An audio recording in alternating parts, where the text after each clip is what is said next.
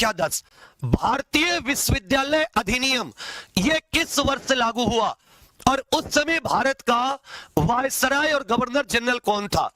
भारत का वायसराय और governor general कौन था? इसी के शासनकाल में सती प्राचीन स्मारक अधिनियम भी आया।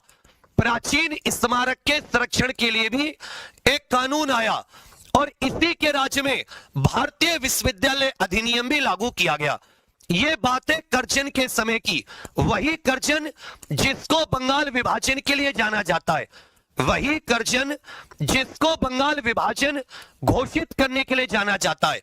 तो याद रखिएगा, कर्जन ने ही 1904 में भारतीय विश्वविद्यालय अधिनियम, फिर से पूछो, फिर से बताओ, भारतीय विश्वविद्यालय अधिनियम कब आया? भारतीय विश्वविद्यालय अधिनियम कब आया? कहोगे सर 1904। ये आपका बिल्कुल सही उत्तर है। प्रश्न संख्या 11 पूछा है, फाहियान जो यात्री था भारत में किस शासक के शासनकाल में आया था? फाहियान नाम का चीनी यात्री भारत में किस शासक के शासनकाल में आया था? हर्षवर्धन, चंद्रगुप्त मौर्य, चंद्रगुप्त द्वितीय विक्रमादित्य या सती अशोक?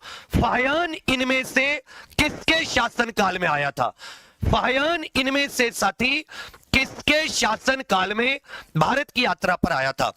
तो देखिए, गुप्त वंश की बात करें, यह भारत का स्वर्ण काल कहा जाता है, गोल्डन पीरियड कहते हैं ना, भारत की सोने की चिड़िया बना इसी समय में। तो संस्थापक श्रीगुप्त थे। संस्थापक कौन हो गए? श्रीगुप्त। मुख्य राजा लिख रहा हूं। फिर साथी चंद्रगुप्त प्रथम आए। चंद्रगुप्त प्रथम के बाद में आ जाते भैया आपके जो समुद्रगुप्त हो जाते। उसके बाद में चंद्रगुप्त द्वितीय, इन्होंने सबसे पहले महाराजा धीराज की उपाधि धारण की। चंद्रगुप्त द्वितीय जिनको विक्रमादित्य, जो मेहरौली का लोह स्तंभ है, दिल्ली में मेहरौली का लोह स्तंभ है ना, जिस पर जंग नहीं लगता, वो साथी इन्हीं के उसमें बनाया गया है, इन्हीं के उसमें बनाया गया है। फिर कुमारगुप्त इत्यादि आ जाते। कौन आ जाते भैया? कहोगे कुमारगुप्त प्रथम इत्यादि। फिर स्कंदगुप्त। ये कुमारगुप्त वही है जिन्होंने नालंदा विश्वविद्यालय की स्थापना की थी, नालंदा। तो फाहियान किसके शासनकाल में आया था? ये चंद्रगुप्त विक्रमादित्य 399 ईस्वी के आसपास आया, 10 वर्ष भारत में रहा। जबकि हेनसांग करके जो था, हेनसांग, ये हर्षवर्धन के शासनकाल में भारत आया था। हर्षवर्धन के शासनकाल में। 11 का उत्तर सी आपका बिल्कुल सही है। क्लोरोफिल में कौन सा तत्व पाया जाता है? जो क्लोरोफिल नाम की चीज होती है, इसमें कौन सा तत्व पाया जाता है? आप जानते, जो पेड़ पौधे होते वो अपना खाना स्वयं बनाते हैं। अपना जो भोजन होते हैं पेड़ पौधे स्वयं बनाते हैं। पेड़ पौधे अपना भोजन स्वयं बनाते हैं। और किस प्रक्रिया के द्वारा बनाते? प्रकाश संश्लेषण प्रक्रिया। प्रकाश संश्लेषण प्रक्रिया के द्वारा पेड़ पौधे अपना भोजन बनाते हैं। इसके द्वारा वो वायुमंडल से कार्बन डाइऑक्साइड ग्रहण करते हैं, वायुमंडल से साथ ही वो पानी लेते हैं, और सूरज की रोशनी में, सनलाइट में कह लो या सूर्य के प्रकाश में कह लो, और साथ ही क्लोरोफिल की मौजूदगी में, क्लोरोफिल जो कि हरित लवक होता है, ये इसको C6H12O6 प्लस साथ ही इसमें से 6 ऑक्सीजन भी निकलती है, ये इनका भोजन हो जाता है। और साथ में बाकी जीव जंतुओं को क्या मिल जाती है? ये साथी ऑक्सीजन मिल जाती है, जो पानी के विघटन से प्राप्त होती है।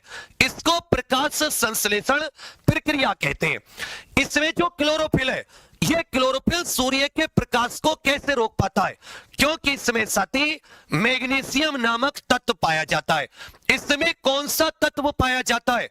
कहोगे सर इसमें मैग्नीशियम नामक तत्व पाया जाता है। निम्नलिखित में से कौन त्रिपक्षीय संघर्ष में शामिल नहीं था?